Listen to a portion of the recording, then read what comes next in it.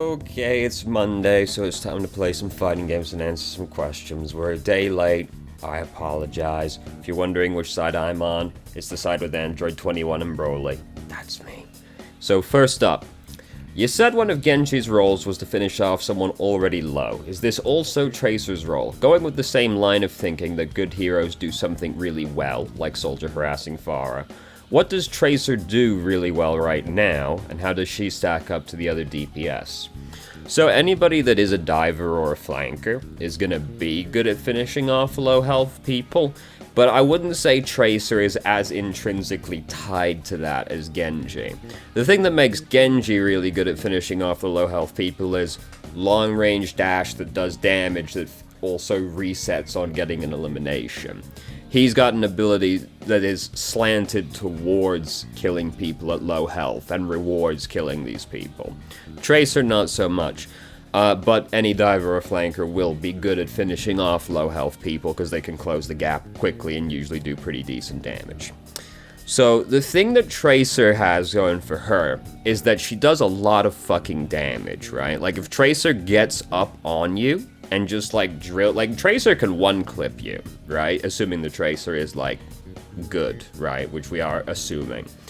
And also, she has an ult that, assuming you're good at landing it, is basically a guaranteed pick on somebody, because somebody else has to actually save them from Pulse Bomb at that point, which only really means like Zarya, because she can bubble the person that got stuck.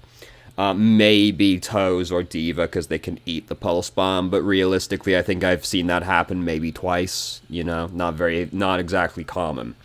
So, Tracer's got, like, very high damage output going for her. The problem is, she's very soft. She's only got 150 health, but she's very mobile to make up for it. I would say that she stacks up, as far as, like, the flankers go anyway. I think Tracer's probably the strongest out of all of them right now, just because Tracer doesn't really get changed. Like, Tracer, I think, has received one balance change in the entirety of Overwatch's existence, and if I recall correctly, it was a nerf on Pulse Bomb's damage, so that it was less good at killing tanks. I think they reduced it by 100, and I think that's the only change she ever actually got in release. In beta, this wasn't really just for Tracer, but Tracer was the most impacted by it. Melee attacks used to do 50 damage, and so it was really easy for Tracer to kill somebody, you know, when your melee attack does 50 damage. So that's pretty wacky. But yeah, so Tracer's like... The thing that affects Tracer is more the meta at the time. I would describe the meta at present as being pretty decent for Tracer. The problem is just always that she has a pretty high skill floor. You know, you need to be pretty good at Tracer to really get much out of her. Again, with this... The things that make you good at Tracer are kind of hard to practice because, like, situational awareness is a really big one when you only have 50 health, 150 health. And have reliant mostly on just, like, really good movement, you know? Game sense ends up being really important for you, as well as her also having this execution requirement. So that's, like, the main thing with Tracer, is just she has a pretty steep learning curve to her. But if you're, like, good at Tracer, you're terrifying. Like, supports will fear you, very much so. Zenyatta will not be happy. Tracer is really fucking good at getting Zen to ult. This is also something she has going for. You know, you stick Zen, he's like, nope, don't want it, uses trance. You just go up behind and start trying to drill into the back of Zen's head. He's like, nope, don't like it, uses trance. So, yeah, that's more what Tracer's really good at, is just her insane damage output. Because if she gets on you, it's a lot of fucking damage. Yeah, and her ult being really good for picks. She's really good at getting picks, is basically Tracer's thing. Also, Tracer runs into trouble if the enemy team is, like, really good at actually helping each other. But you can make the same comment about literally every hero in the game, really. So... you know, that's for what it's worth. Yeah, so I'd say she stacks up, like, out of all the flankers, I think Tracer's the best one by far presently. She's just very hard to play. And then, like, compared to all the DPS overall, I would say, like, assuming you're good at Tracer, you know, which I think is, to be fair, we were probably all assuming, but assuming you're good at Tracer. Tracer is probably, like, an A on the tier list, you know, it goes up to, like, it goes from, like, F to S. Tracer's, like, on the A tier, you know, she's pretty good. She does a lot of damage. Very good at getting picks, held back by high skill requirement and squishiness. Next up, who's your favorite character in Hades and why is it Cerberus? Cerberus is, of course, a very good boy. He's 3 very good boys at the same time, which is a very rare feat for most dogs to pull off. My favorite character is actually probably Zagreus. I've thought about Achilles, but it's probably Zagreus because, like, you know, you meet Zagreus and you're like, he's the classic, cocky, wisecracking hero, but he's only really like that to his dad, to Hades. Like, to everybody else, he's a very polite young boy. I like most of his interactions with people. You get the impression that there's a sort of mutual respect that he has with most of the people in the underworld. He's very polite, very deferent boy, you know? He's a good boy. Except to Hades, but, you know, Hades is kind of a dick, so, you know, what can you do? I like most of the gods as well, to be honest with you. Artemis is kind of boring. Hermes is a little boring, but, like, everybody else I kind of like. I like, probably Dionysus, like, the most out of all of the gods, because, I mean, you know, Dionysus is meant to be kind of a high charisma character, you know? I would describe him as being so in Hades. Though I also do quite like Hades, or not Hades, Ares, though I don't like his design that much. I quite like him. Athena's also one I usually like, but, like, it's probably Zagreus that I actually like the most. He's a very polite young boy, which is very impressive, to be honest, when you're raised in the underworld. Special mention goes to, what's his name? Pushing the boulder up eternally. I can't think of his name right now. I'm gonna think of it in like an hour's time, probably something. He's very nice, very optimistic man, given that he's sentenced to eternal damnation of pushing this boulder up this hill eternally. But he's a very nice, polite boy. You know, he's very nice as well. And I do like Achilles also. But yeah. Probably Zagreus is the character I like the most. So next up, is hovering in the air indefinitely with Farah no longer possible? It is possible, but it's much stricter now. I would say once a fight starts, you're probably not really going to be able to do it anymore. If you're like if you're not being taxed in any way, you could probably stay in the air, if not indefinitely, very close to it at least.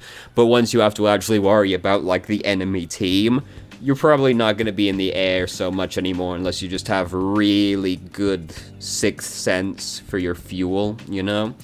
If you get, like, really good muscle memory, you'd probably be able to do it as well. Like, once you get, like, really used to the new fuel consumption, you'd probably be able to do it pretty consistently, assuming you played Farah a lot.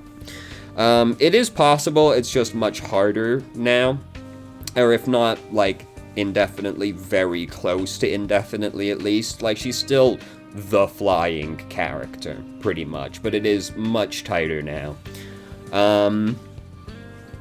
Though, to be honest, I think, like, the mobility overall is better, is a net positive overall, to be honest. But, yeah, if not indefinitely, still very close to indefinitely. It's just much stricter now.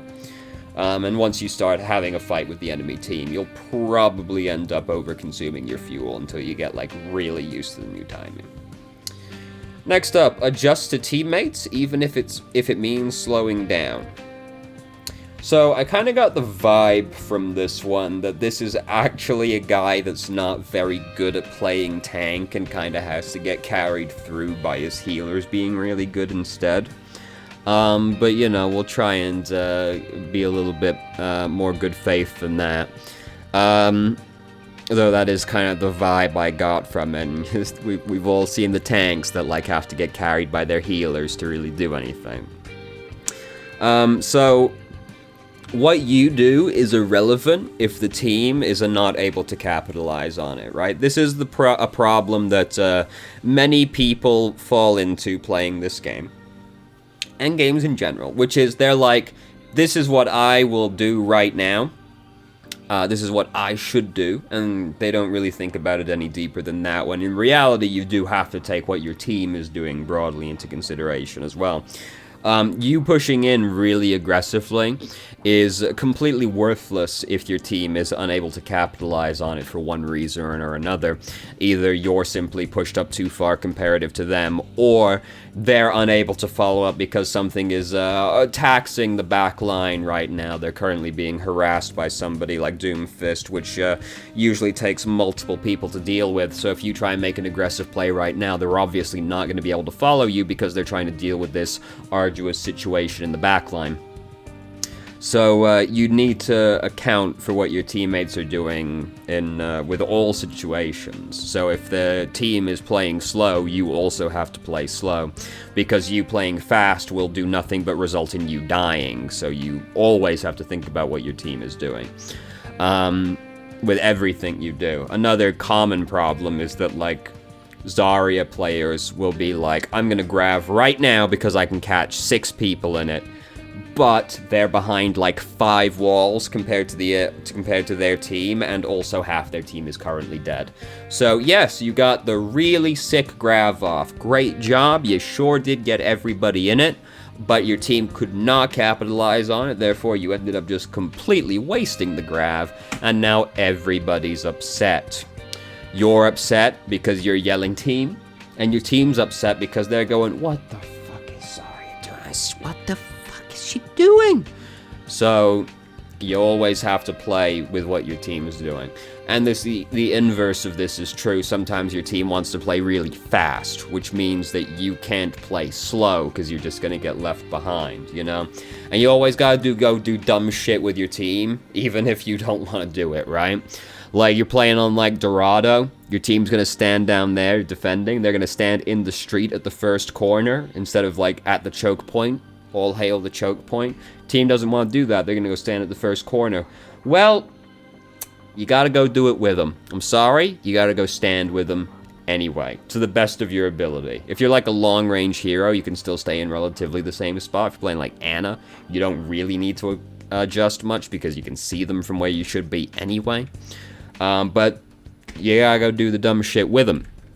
You being in the correct position is meaningless if your teammates are not in the correct position as well, right? Because suppose your team's down there doing this dumb shit, and you're all the way back on the high ground, like, I stand in choke point, I defend choke point like good boy. Good boy defend choke point, no bad men come through choke point. Your whole team dies up there, and then 6 people come to the choke point and kill you. You were being good boy in choke point, but now you are good boy versus 6 bad boys. And, you die. So you gotta go do the dumb shit with them, even if you don't want to, right? You always have to play to the style your team is going for. Your team's playing fast, you gotta play fast. If your team's playing slow, you gotta play slow. If your team's playing dumb, you gotta play dumb. You gotta play dumb, I'm sorry. We don't want to do it, but sometimes it's just how it has to be. Next up, should Ana have gold heals when playing with an off healer? So this was a boy in bronze who was... Oh, you see that? Did you see that teabag come from the other boy over there? I'm pretty sure I beat this boy. He definitely ended up rage quitting in the end after I played him like 5 times. Anyway. What was I saying? Oh, yeah, so this is a guy in bronze who was... upset about being out-healed by people like Lucio and Mercy when they're off-healers and Ana's the main healer. So here's the thing, right, is that completely disregarding how good you are at Ana, if you're playing with a Lucio in bronze, he's not turning his healing aura off. If you're playing with a Mercy in bronze, she's massively over-healing her teammate and not damage boosting anybody. So they're gonna end up healing more than you most of the time anyway, because they're gonna massively overheal their teammates. So, you know, like Ana, she does output a lot of healing, but like if there's just a Lucio up there constantly blasting the healing, or a Mercy's just constantly healing people and never damage boosting anyway, it's not unimaginable you're gonna get the silver healing medal in that kind of situation. And that's like disregarding how good you are at Ana, which will obviously, of course, also play factor into this. But lower SRs people massively overheal, and they don't use like any of their utility, really. So it's not shocking to get out-healed by them, no. As long as you're not getting out-healed by... Well, no, even then. I was gonna say, as long as you're not getting out-healed by a Zenyatta, but, like, if Zen uses Trance at, like, a really big moment, he's gonna suddenly snatch the gold medal right out of Ana's hands anyway. So even then, like, you still might end up having the silver medal versus with a Zen as well, just because Trance is a lot of fucking healing, especially in the right circumstances. So, it's really not worth worrying about too much. In general, support players worry way too much about their healing output, and they don't worry enough about the utility that they're bringing to the team. Because winning a support has never really been about raw healing output. I always said this, like, if it was always about raw healing output, there never would have been any reason to pick anyone other than Moira, because she has the highest heal. I'm pretty sure she still has the highest healing output out of all the healers, but, like, she definitely did before, but Moira was a very low-tier healer for quite a while, despite having very big healing output. The reason being, she just has limited utility compared to the other supports, right? Like, Ana just brings so much more utility than them. So, whatever support you're playing, don't worry too much about your raw healing output, and worry more about how you're leveraging the utility that your hero has attached to them, which for Ana is Bio Grenade is fantastic, Nano Boost is fantastic, and Sleep Dart is very good. So you want to try and leverage that as much as possible, and also, Ana is pretty good at killing people, right? Because she's got a fucking sniper rifle. So she's actually not bad at straight up killing people. Because she can kill a DPS in 3 shots, unaided. And she can do that relatively quickly, scoped at least. So, like, try and worry more about leveraging your utility, rather than just, like, dumping healing into people. Because, hey, dumping healing into people is cool and all, but, like, at the end of the day, you gotta kill the bad men to win the video game. Nobody's gonna win the video game by sitting around just jerking each other off, getting gold medals all day, right? Like, you gotta go and actually kill the bad men. So yeah, but like, especially if you're in like low SR, don't worry about getting out healed by an off healer's Ana, because all they're doing is healing. That Lucio is not speed boosting, don't you worry. He's healing all the time. Mercy's not damage boosting people. It's, you know, it's just not happening. Like Bridget as well, like, don't be surprised if you get out healed by Bridget. Her healing aura has always been, like, pretty good at snatching it from people anyway. So don't be too surprised if you lose it to a Bridget either as Ana. Worry more about your utility. Next up, does Ashe a good all-rounder's DPS? That is exactly how it was phrased, by the way. So yeah, you know, we can extrapolate the true meaning about this. Ashe is pretty well-rounded as far as DPS go. She isn't even really massively countered by flankers and divers, because Coach Gun is, like, pretty good, as is the Dynamite still. Ashe was, like, prior to her nerf, Ashe was definitely an S-tier hero. Again, assuming you're good at Ashe. Now she's like an A hero still. Like, she's still strong. She doesn't, like, the cool thing about her is she's a long-range DPS that doesn't get countered by divers and flankers, really, right? Like, Soldier is also a long-range DPS that doesn't get countered by flankers or divers, because he's, like, pretty sturdy. But Soldier doesn't get to, like, kill people as easily as, Ashe does, because Ashe has got just better burst potential than Soldier does. So the cool line, like the like Widow gets countered by divers, right? Like if you got a whole dive squad coming at Widow, she's not having a good time unless she's literally Jeff himself reached down and blessed your keyboard for the day, right? Like Widow's not having a good time when she's gotten doed by a Winston and a Hammond. Ashe is less bothered about it because she's just a little bit more resilient close up. She has the benefit of having a knock back as well as knocking herself back. And Dynamite is good for scaring off people like Tracer, Genji, Sombra. So, like Hammond's coming for you, you can coach gun him when he's coming in and displace him, and that's cool, you know, stuff like that. So, she's pretty well-rounded. She will struggle still against, like, really aggressive teams, but, that's true of all the long-range heroes, really, except Hanzo. Hanzo's special, in regards to this, where he kind of doesn't care too much. If you're really good at Ashe, you probably won't care too much either, but, yeah, she's pretty well-rounded. The thing is with Ashe is it's just, like, she has a really high skill curve, right? Like, you need to be, like... This is true of all the snipers, though. Like, you need to be good at Ashe to get anything out of her, really. She does have the Dynamite and Bob, which is nice, but especially with the Dynamite being nerfed, like, it'll only get you so far. At the end of the day, you need to be good at clicking on the bad men with Ashe. And this is true of all of the long-range DPS, right? Like, this is true of Widowmaker, this is true of Hanzo. You need to be able to click on the bad men to actually get the full value out of this hero. But assuming you can click on the bad men really well, Ashe is a very good DPS to be able to play. Very well-rounded, fits into most situations, can be played on basically any team composition, and can be played against most team compositions. Because, like, you can play Ashe, like, with a dive comp. Like, it's not weird to, like, Widow can be played with a dive comp, right? Like, Ashe can be played with a dive comp. So you can play Widow, or Ashe, sorry, with basically any team and versus most teams. She is quite well-rounded. Especially for a sniper-type character, who are usually fairly niche, shall we say. Next up, how do you climb consistently? Are winning/losing streaks normal? Which is a question that appears, you know, fairly regularly. So, first off, yeah, winning streaks and losing streaks are normal. It is the way of life. You will have very good streaks and very bad streaks. General standard advice to give for these is, you know, if you're on a winning streak, try to play as much as you physically can. And if you are on a losing streak, stop playing after losing, like, a few games, because it's probably only going to get worse from that point. You know, keep a winning streak going as long as you can and try to bail out on a losing streak as early as you can. Is basically how it goes.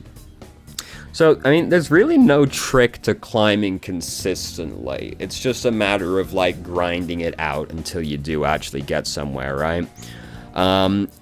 There's kind of a trap you can fall into with this where, like, people will see that they have, like, a 55% win ratio, but their SR hasn't actually gone up very much.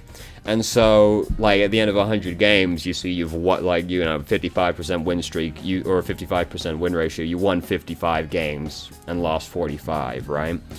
But, and then they'll go, but how? How can this be? My SR hasn't changed very much. Yeah, like, the problem is you probably didn't win those extra 5 games back-to-back, so your SR has stayed relatively stable that entire time, because over 100 games, your 55% win ratio is 5 extra games won compared to lost. That doesn't convert into massive gains unless, like, it was literally the last 5 games out of those 100 games you played. You'll see a bigger increase, right?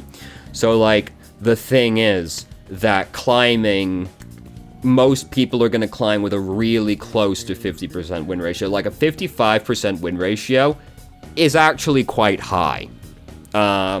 Most people are going to climb with way closer to a 50% win ratio. Most people are going to climb with, like, a 51, 52% win ratio.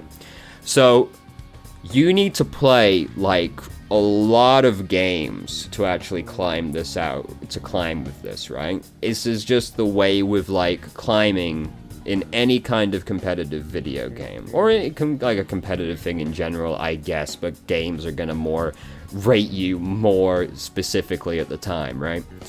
Like, you need to just, like, grind it out. Climbing is never a sprint, it's always a marathon, because fucking 55% win ratio, 100 games is 5 games. 5 extra games. Unless you got really lucky with how these wins ended up getting doled out to you towards the end, your SR didn't change very much. You need to grind it out over a really long period of time. And the losing streaks and winning streaks is totally normal. You're gonna have a winning streak, and then you're gonna have a losing streak, and then you're gonna have a losing streak, and you're gonna have a winning streak. And at the end, these streaks have evened each other out, right? Like, it's just how it goes. They come and they go. It's just that statistics tell us that it doesn't matter, because over a large enough sample size, the losing streak will be evened out, and over a large enough sample size, the winning streak will also be evened out in the end. So, like, climbing consistently, you really just have to play consistently. There's nothing else to it. Assuming you've got a positive win ratio, you just have to play a lot of games and you will climb, and like, that's it. There's no other shortcut to it, right? Like, the climbing consistently is just, you have to play consistently. That's it. Yeah, like, people try and worry about this a lot, like, you know, there's not much you can do to try and shortcut this, because, like, people talk about the performance-based SR. This makes such little difference in the grand scheme of things. I think the maximum possible amount that the performance-based SR can affect you is, like, 7 SR per game. And, like, that's on a really extreme end. Most people are just gonna, like, drop or gain 23-ish. And, right, gain 23-ish, lose 23-ish. If you have a really bad game, you're gonna lose, like, 25, and if you have a really good game, then you're gonna gain like 25. If you lost but you played really well, you're gonna lose like 20 instead. You know, it's really minor. Like, people worry about the performance-based SR more than they should. It's a really minor thing that is, like, you can't really game it, which some people try and game the performance-based SR. You can't really. Like, climbing with a negative win ratio is something people like to try and talk about. You can't really game the SR system to do that. It just sort of doesn't happen. It's technically possible to climb with a negative SR if, like, you lost like 80% of your games, and then you go on this massive winning streak, and suddenly you've gone from losing, like, you're having a 20% win ratio, you've gone to now having, like, a 40% win ratio, right? Like, you're gonna have climbed with a negative SR, or with a negative win ratio at that point, just because, like, you were winning 20%, and then you win, like, 20 games in a row. You climbed with a negative win ratio because yours is already really negative. That can happen, I guess, but, like, you're not really climbing with a negative win ratio, like, in most circumstances. People fret about these things so much. It's like not worth fretting about. Climbing, you're not going to see immediate gains. You do just have to grind it out over a long period of time, unless you're a pro player. This is the thing with, like, this kind of, I think more than anything else, is that, like, Twitch and YouTube have given people a really warped perspective on how they should expect to climb as a result, because they'll watch these pro players and these high-level streamers, and they'll go like, well, the pro player can go from bronze to GM in like 100 games. How does this happen? Because he's already really fucking good at the video game. So he goes and plays against these bronze people, and he just fucking spanks their cheeks, right? Like, of course. And then the game goes, holy fuck. This guy just doesn't lose to these people and has insane stats in them as well. So then the MMR kicks in and is trying to, like, catapult him up, right? So they'll see, like, the streamer, the pro player streaming in bronze, and suddenly, eventually the streamer is gaining like 50 SR per game and just skyrockets up the ranks or something, right? That's not gonna happen for you. So it's like, because you're not a pro player who's like playing on a Smurf that's like literally like 8 categories below where you should be. Like, it doesn't happen. But people see, like, that's the only other experience people have than their own experience, right? The only other experience they have is watching other people play, and they're probably watching high-level players, so they get a really warped perspective on how they should be climbing. How you're going to climb and how I'm going to climb is going to be by just grinding it out over a long period of time. Because we're not good enough to, like, skyrocket up the ranks like that. And yes, winning streaks and losing streaks are normal. Just play consistently and you'll climb. This is how it goes. So next up, and this is the last question for this week, is, in theory, how hard is it to predict a Tracer's blinks and recall? Quite hard. You know, there's a few things that goes into this. This was more in regards to League of Legends, but I did like how the one guy explained how he visualizes this, right? Because you try and predict how people go in what people are going to do in MOBAs as well, especially if you're playing like a skill shot hero or like a hook hero. You're trying to predict what they're going to do so you can get them. And the way he describes his process is that he sees the hero he's trying to hook this boy, right? And he sees the boy he's trying to hook. And what he does is he imagines the boy with 4 more boys around him. Right, so there's like boy in middle, and then boy on left, right, up, down of the boy. And he's like, which of these extra boys I'm imagining is he most likely to go to, right? The 4 boys around being like the likely directions they're going to move. Which of these would be the most likely one that they're going to go to? And then you go for that one, right? You can do something similar with like Tracer's blinks, where you like imagine these extra ephemeral tracers, and you're like, well, which one are they most likely to go to? And it'll depend on like what Tracer's doing at the time. Is Tracer in a really good position, in which case she's probably going to go for the one that is in the she's probably going to go to the one that's in the most aggressive position of the available choices, right? The problem is, of course, Tracer could theoretically blink anywhere in 360 degrees around her, but realistically people usually go just forward, back, left, right. So you just kind of have to worry, like, is Tracer in like a bad position right now? Are your teammates rallying around you? In which case she's probably going to go to the most defensive of those, you know. Recall is harder than this because Tracer doesn't exactly choose where she pops out. That's so predicting the recall where she's going to pop out is more about like memorization of where she was. This is more of a game sense thing. Well, they're both game sense. Like, the recall I would describe as being more game sensey because you need to have been keeping track of what Tracer was doing previously to predict the recall, whereas blink you could predict a blink off of just what you're looking at right now instead. So I think recall has like the extra step in it. But like, that's, you know, where was she 3 seconds ago? That's where she is now. You know, like, that's what you get with that one. So you just, you know, you're probably not going to remember exactly 3 seconds in the past. You just have to extrapolate roughly where she was and like, here, I guessed right, nice, you know. Whereas blink, you can predict just off of like the position Tracer's in relative to the enemy team. Is Tracer in a commanding position right now? She's going to go for an aggressive blink. Is Tracer in a compromising position right now? She's going to go for a defensive blink. And this is basically just an experience thing. Like, I can tell you that. Like that's generally what the Tracer is going to do. I can tell you that.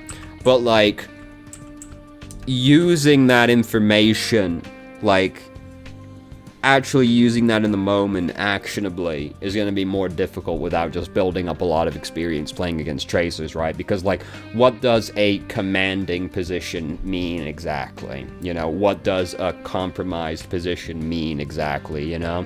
And it's hard to give hard and fast rules for that. There are so many things that go into whether or not Tracer should be going in or going out now. That's, to try and give you hard and set rules for that would be disingenuous at best and an outright lie at worst, pretty much. So I just realized I've started the exact same game, but I don't have the controller plugged in, so I'm trying to figure out what the button would be to just leave on the keyboard. And I am unable to locate this button. I found a great many buttons. We now have so much information on the screen, it's absolutely incredible. But I can't get us out. Because it's like WAS are the movement keys, and usually they go like JKIL, which seems to be true. But then, like, what are the other buttons, you know? That's apparently A, enter, which is fucking weird, frankly. I don't know. I guess we're just watching this game again, with all this information. It's okay, we're basically done now anyway, so, you know. And look at all those inputs. Wow, you don't know what any of that means, probably. I don't know what any of it means, to be honest with you. I don't think about the game like this. You can tell he's upset he got Dragon Rush because he just mashed a bunch of keys, but you know. Anyway, yeah, so it would be, I can't give you hard and set rules for that because there's so much that goes into whether Tracer should be playing aggro or defensively that you really just need to build up that muscle memory yourself, or not muscle memory, that kind of game sense yourself. I can't give you any kind of shortcut on that one. You gotta just play it out pretty much, but quite hard, basically, is the summation of it. People who have the ability to really accurately predict that kind of stuff are wizards, and are usually very highly memed members of the community. For League of Legends, we have that. Like, the absolute champion of prediction was a Thresh player called Madlife, and anytime you see the Thresh hook, Thresh is a hook hero, you know. So, like, anytime you see the Thresh hook the man after he used his blink, you go, haha, Madlife. You know, it's very hard to do that kind of thing. It usually takes a lot of practice and a lot of game sense. Anyway, so that's all I got for you this week. I mean, we just watched this game, so, like, probably don't need to do it again. I got beat by Yamcha. You know, so close, so close. Poor Broly, he couldn't quite clutch it out in the end. So thank you very much for watching. If you did, if you have any questions, feel free to ask. I'm more than happy to answer. If you have a question you would like answered on the show, post a comment, join the Discord, send some ESP signals, smoke signals, tremors, whatever the fuck you want. Carrier pigeon, anything will do. I've started streaming on Twitch Thursday, Saturday, Sunday, although I missed every day last week. We'll try and do better this week. There's a link to the channel in the description. If you managed to make your way through the video and someone still enjoyed it, please like the video and subscribe for more content of middling quality in the future, and I hope you found the video helpful.